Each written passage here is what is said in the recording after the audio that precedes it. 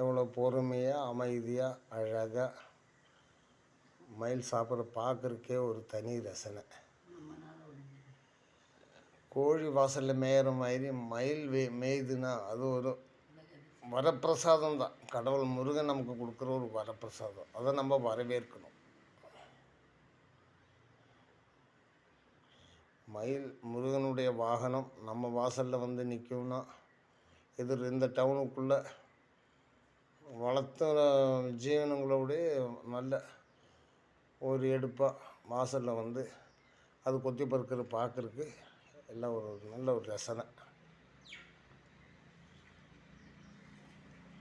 ஒன்று தோகை விரித்த ஆடு மயிலேன்னு இருக்குது. தோகை உள்ள மயில் வரல. வந்திருந்தால் தோகை விரித்து ஒன்று ஆட சொல்லியிருக்குல்ல. மயில் குட்டிங்களா மெல்ல மெல்ல சாப்பிடுங்க. உங்களை யாரும் ஒன்றும் பண்ண மாட்டாங்க. இல்லை யாரும் வரமாட்டாங்க, ஒன்றும் பண்ண மாட்டாங்க. கேட் சாத்தியிருக்கு. நீ பொறுமையாக சாப்பிட்டு பொறுமையாக போங்க. பார்த்து சாப்பிட்டு போங்க.